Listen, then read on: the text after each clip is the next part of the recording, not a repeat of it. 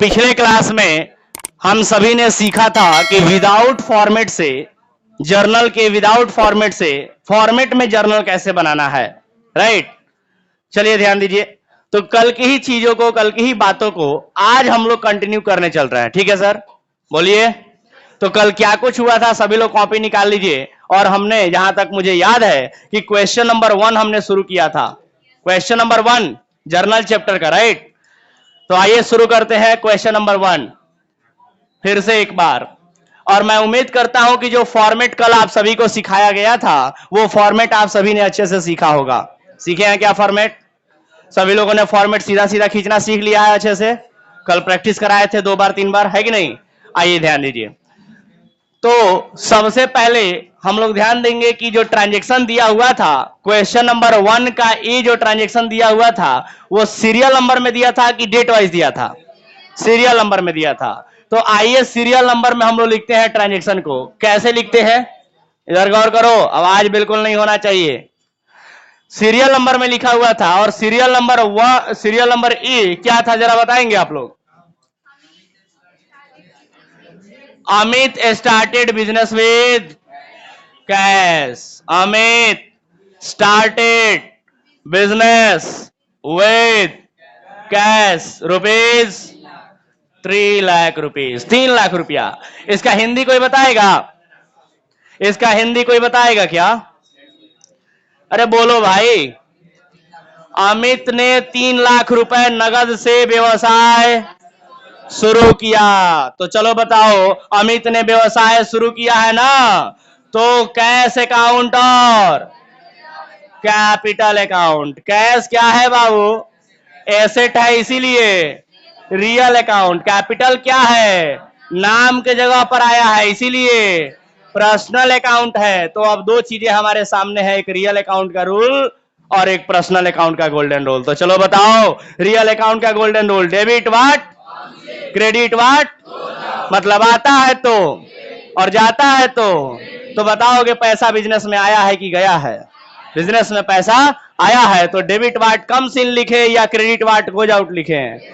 Debit वाट कम scene लिखेंगे। किसी को दिक्कत? कितना रुपया आया है सर? 3 लाख रुपए आए हैं। चलो पर्सनल अकाउंट का रूल बोलो। डेबिट द क्रेडिट द, यानी लेने वाले को डेबिट करते हैं और देने वाले को क्रेडिट करते हैं। तो बताओगे मिस्टर अमित ने बिजनेस से कुछ लिया है कि बिजनेस को कुछ दिया है? बिजनेस को दिया है क्या पैसे? तो बताओगे डेबिट द रिसीवर लिखे या क्रेडिट द गिवर लिखे? क्रेडिट द गिवर लिखे। कितना रुपया? यही था ना सर कल? यही था ना? चलिए आइए शुरू करते हैं। इसी चीज को हमें फॉर्मेट में कैसे बनाना है, तो फॉर्मेट में बनाने के लिए जरा ध्यान देंगे। मान लीजिए ये आपका पेज, दूसरा पेज है, कल ही समझा दिए थे सब कुछ। ये आपके कॉपी का दूसरा पेज है, यहां से लेके यहां तक। और फिर इस पेज पे हम लोग फोकस करेंगे। सबसे पहले हमें यहां क्वेश्चन नंबर डालना होगा, क्वेश्चन नंबर 1 का ए। और हमें करना क्या है सर? सबसे पहले क्वेश्चन का हेडिंग लिखेंगे। हेडिंग लिखना कल सिखा दिए थे। चलो बताओ हेडिंग कैसे लिखते हैं? इन द बुक्स ऑफ, जिसके भी बुक में बनाना है, जैसे अमित के बुक में बनाना है तो अमित, या किसी बिजनेस का नाम दिया होगा तो बिजनेस का नाम, या अगर कुछ नहीं दिया हो तो डैश डैश डैश डैश करके छोड़ देंगे। कोई दिक्कत? चलो नीचे क्या लिखना है हमें? क्या बनाना है? जर्नल एंट्री बनाना है। तो सर जर्नल एंट्री लिख करके और फिर उसका फॉर्मेट खींचा जाएगा। तो यही है क्या फॉर्मेट? बोलो ना। सबसे लास्ट में, इधर सबसे लास्ट में क्या होता है बताओगे? Credit amount. उसके बाद क्या होता है? उसके पहले डेबिट अमाउंट। और उसके पहले क्या होता है? एलएफ। एलएफ का फुल फॉर्म कोई बताएगा हमको? Ledger folio. लेजर फोलियो का मतलब पेज नंबर। उसके बाद क्या होता है? पार्टिकुलर। और पार्टिकुलर से सबसे लास्ट में पहले क्या होता है? यहां पर डेट होता है, या अगर डेट ना दिया हो तो सीरियल नंबर होता है। कोई दिक्कत? जैसे इस क्वेश्चन में डेट नहीं दिया है, सीरियल नंबर लिखेंगे ABCD या 1 2 3 4। आया क्या बात समझ में? तो इसके लिए एक ठो लाइन खींच देंगे यहां पे। मैंने कहा था कि सीरियल नंबर लिखो चाहे डेट लिखो, और उसके बाद यहां पर डेबिट अमाउंट या क्रेडिट अमाउंट, ये तीनों फॉर्मेट का साइज एक जैसा होना चाहिए। क्लियर है बात। और एलएफ का जो फॉर्मेट है वो ना ज्यादा चौड़ा ना ज्यादा पतला, एक स्टैंडर्ड साइज होना चाहिए, माने दिखना भी चाहिए कि हाँ एलएफ है ढंग से, और ज्यादा मोटा भी ना हो ज्यादा चौड़ा भी ना हो। ये नहीं कि अमाउंट और एलएफ के कॉलम में कोई अंतर ही नहीं है। बिकॉज कहा जाता है कि अकाउंटिंग एक आर्ट है, अकाउंटिंग इज एन आर्ट, लेखांकन एक कला है, और इस कला को जितने खूबसूरती के साथ आप प्रेजेंट कीजिएगा दर्शाइएगा उतना अच्छा लगेगा।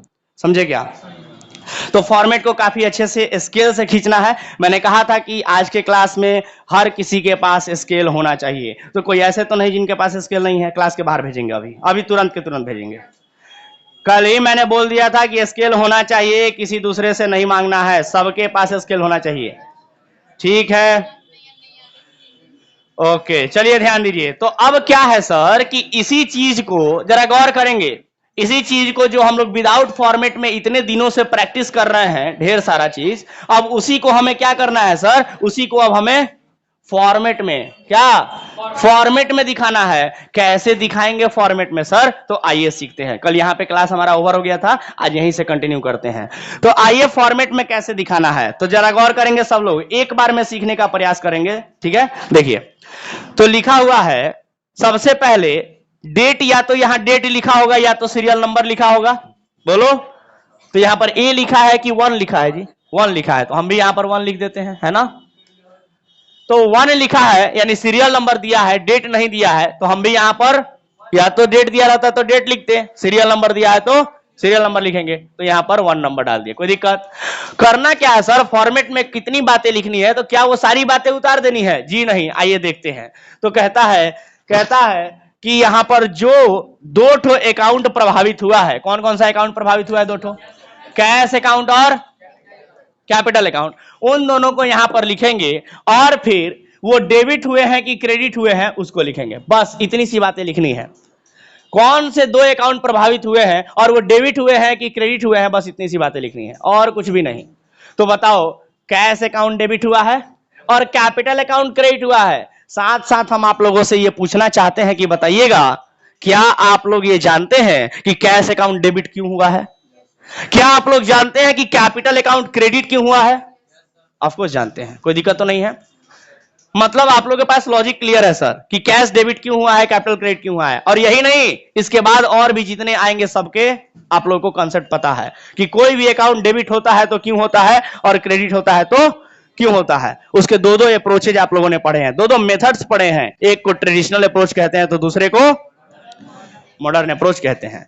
तो आइए सर, हमने यहां पर बताया कि हमें इस फॉर्मेट में कितनी बातें लिखनी है, तो सिर्फ जो 2 ठो अकाउंट प्रभावित हुआ है उन दोनों अकाउंट को लिखना है, और फिर वो डेबिट हुए हैं कि क्रेडिट हुए हैं उसको लिखना है। बस इतनी सी बात है, समझ गए क्या? तो चलो देखिए, कैश अकाउंट वहां पर डेबिट हुआ है तो लिखना शुरू करेंगे पार्टिकुलर वाले कॉलम में। पार्टिकुलर का मतलब मैंने बताया था विवरण होता है, जिसको कहे आसान भाषा में तो होता है डिटेल्स, यानी कि ट्रांजैक्शन का डिटेल्स लिखना है यहां पर। तो आइए देखिए जरा यहां पर कैसे लिखेंगे। तो सबसे पहले कैश अकाउंट डेबिट हुआ है तो डेबिट वाले आइटम को सबसे पहले लिखते हैं, डेबिट वाले आइटम को सबसे पहले लिखते हैं। तो लिखेंगे कैश, यहां कॉर्नर से शुरू करेंगे लिखना, यहां कोने से लिखना शुरू करेंगे और लिखेंगे कैश अकाउंट, और डेबिट यही नहीं लिख देंगे बल्कि डेबिट इस कोने पे लिखेंगे, यहां पे कैश अकाउंट डेबिट। आया क्या बात समझ में? कैश अकाउंट डेबिट, और उसके बाद क्या है सर, कैपिटल अकाउंट क्रेडिट है। तो क्या यहीं पर कैपिटल अकाउंट क्रेडिट लिख दे? क्या नहीं, सुनिए क्या होता है।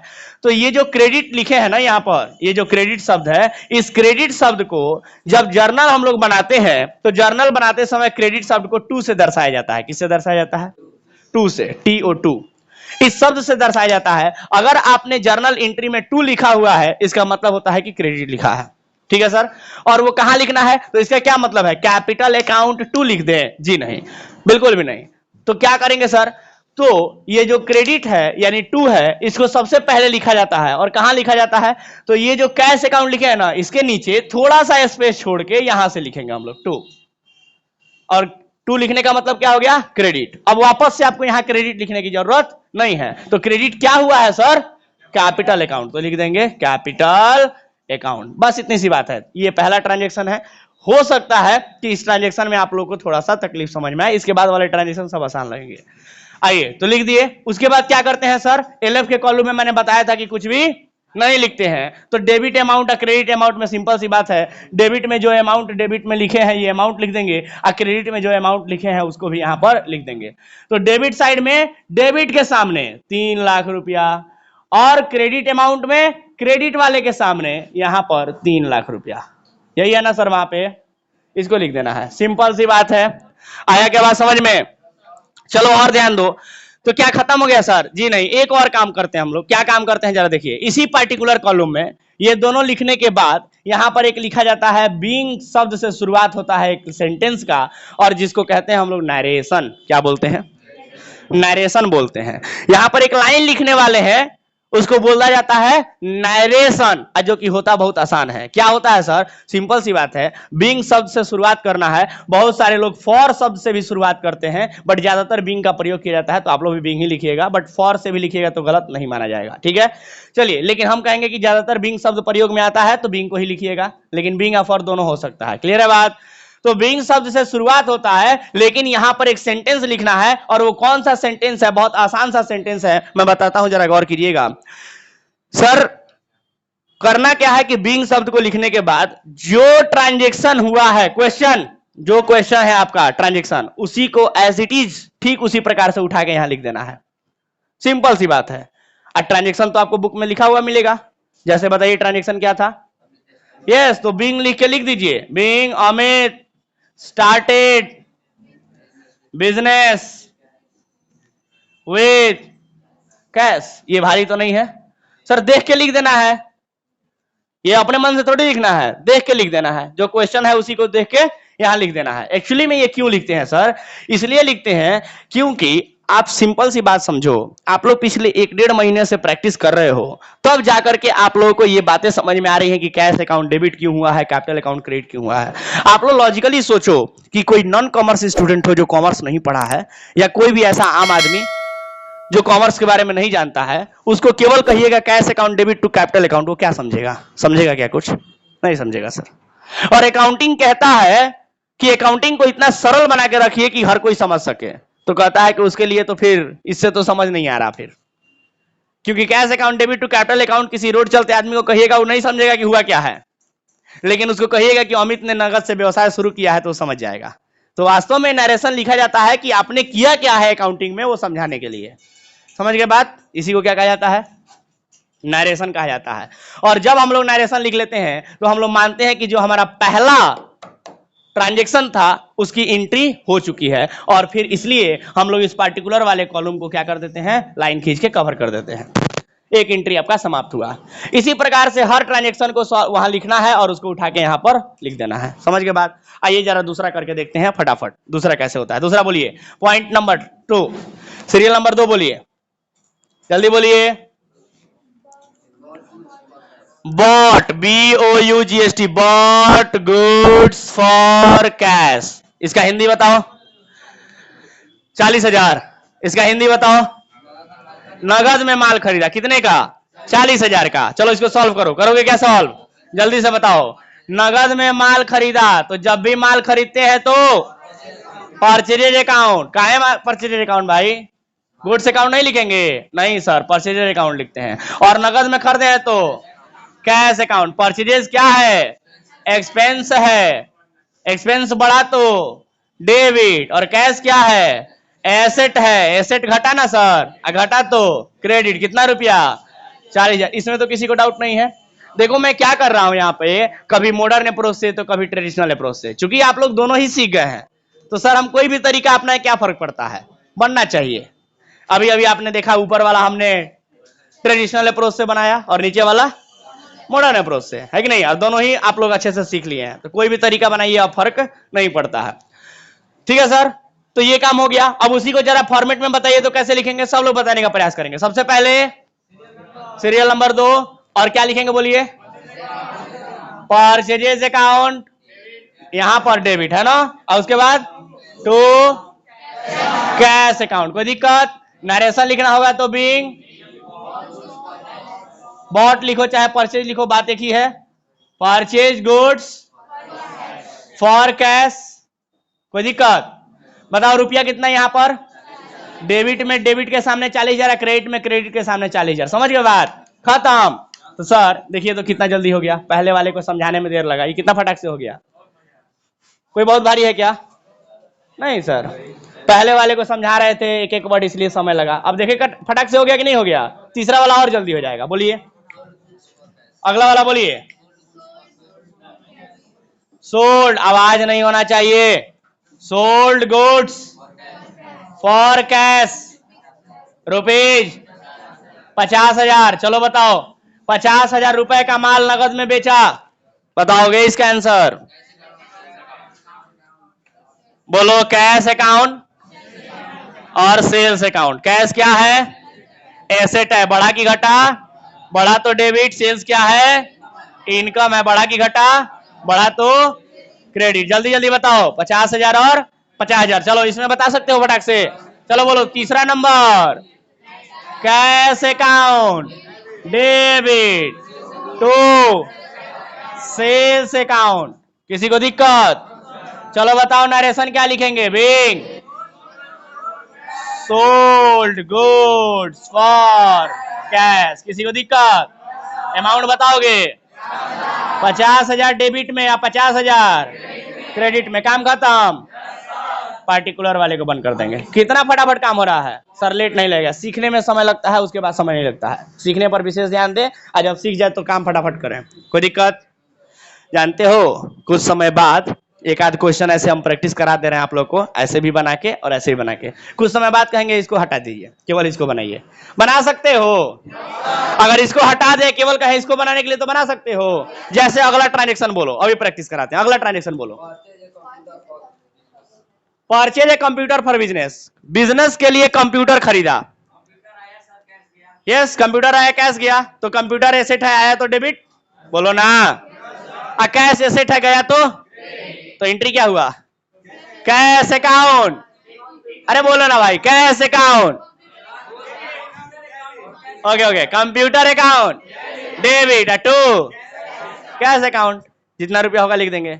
मतलब इसके बिना भी इसको बना सकते हैं। और सर वास्तव में यही किया जाता है, केवल इसको बनाया जाता है रियलिटी में। समझे क्या? ये सब प्रैक्टिस था सर, प्रैक्टिस। डायरेक्ट इसको बताते हैं। अब बताओ, तुम नया नया आते हैं, तुमको बताते हैं कि computer account debit to cash account, चाहे डायरेक्ट तुमको कहते हैं cash account debit to capital account. समझ जाते क्या? कोई दिक्कत नहीं है। जैसे जैसे एग्जांपल देते हैं, 2 से ज्यादा रहे, कंपाउंड वाला। इनका सवाल है कि सर कंपाउंड वाला हो तो क्या करेंगे? कोई दिक्कत नहीं, कंपाउंड वाला इसमें प्रैक्टिस किया है ना। हो सकता है कोई 2 अकाउंट डेबिट हो जाए, 1 अकाउंट क्रेडिट हो, यही है ना कंपाउंड। जैसे एग्जांपल के तौर पे लेते हैं, मान लीजिए कि अगर हम कहें कि cash received from Mohan and allowed him discount, यही है। कैश रिसीव फ्रॉम मोहन 1950 रुपया एंड अलाउड हिम डिस्काउंट 50 रुपया। तो कैश आया, कैश आया तो कैश नाम का एसेट बढ़ा, एसेट बढ़ा तो डेबिट। और हमने उसको डिस्काउंट दिया है, तो डिस्काउंट देना हमारे लिए लॉस है, और लॉस हुआ तो डेबिट।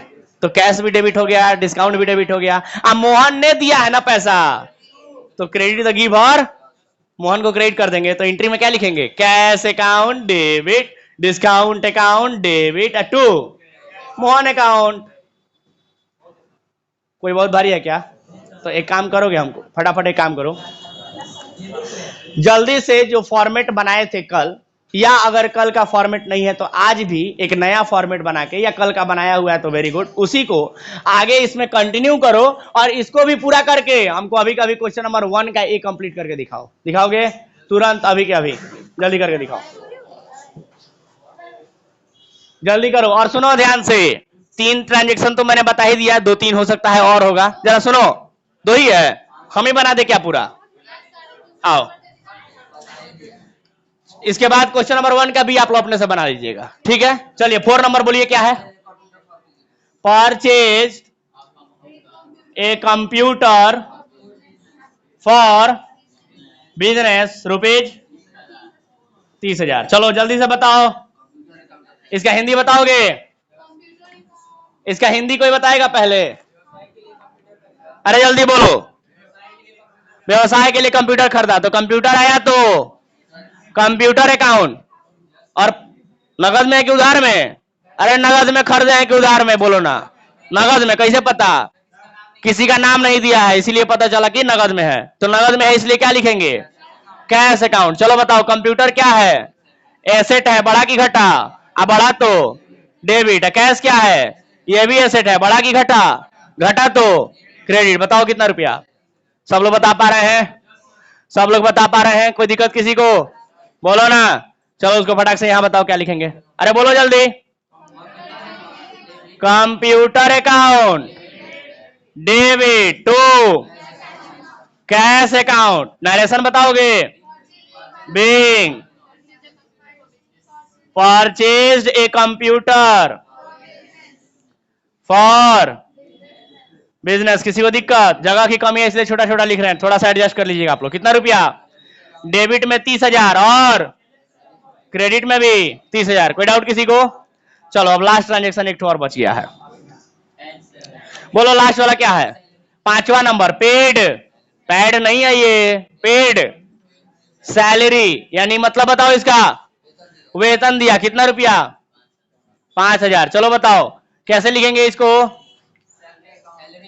जल्दी सब लोग बोलने का प्रयास छापना शुरू कर दिया क्या तुम लोग, इधर बोलने के लिए बोले हैं ना पहले, बोलो सैलरी अकाउंट और कैश अकाउंट। बताओ सैलरी क्या है, एक्सपेंस है, बढ़ा की घटा, अब बढ़ा तो, अरे बोलो सब लोग, बढ़ा तो डेबिट, कैश क्या है, एसेट है, बढ़ा की घटा, घटा तो क्रेडिट। अमाउंट बताओ 5,000। क्या इसी चीज को यहां पर लिख सकते हो, लास्ट 5वां ट्रांजेक्शन बोलो, अरे बोलो ना भाई, salary account debit to cash account लिख लोगे। कितना रुपया, 5,000 डेबिट में या 5,000 क्रेडिट में, खत्म। नरेशन लिख लोगे, बीइंग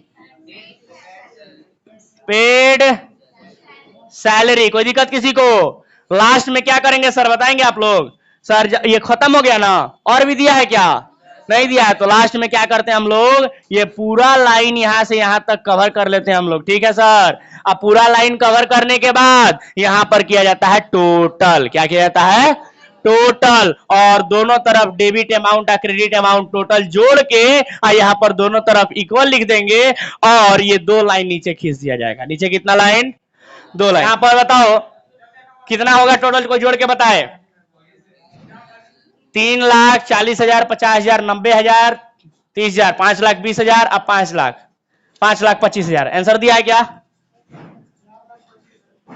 हाँ 4,25,000, 4,25,000, डन। तो ये है आपका क्वेश्चन नंबर 1 का ए कंप्लीट पूरी तरह से। अब मैं उम्मीद करता हूं कि 1 का भी आप सभी बनाएंगे, बनाएंगे क्या, तो जल्दी से हमको 1 का भी थोड़ा बना के दिखा दीजिए, डू इट फास्ट। हाँ पूरा लिखना है सर, उधर वाला भी इधर वाला भी पूरा लिखो, और लिखने के बाद क्वेश्चन नंबर 1 का भी बनाओ।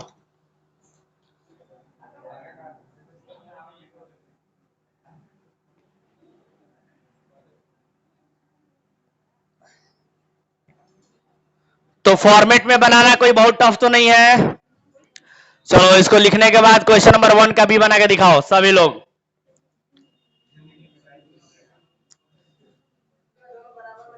हाँ दोनों बराबर में लिखना है, एक बराबर लाइन में, और नीचे लिखने के बाद डबल अंडरलाइन खींचना है। चलो मैं जरा कॉपी चेक करूंगा फिर से सबका, अब चूंकि उतना समय नहीं है कि आप लोग क्वेश्चन नंबर 1 का भी बनाइएगा, तो मैं जरा कॉपी चेक करता हूं, डंडा कहां है, कहीं कोई गलती तो नहीं हुआ है।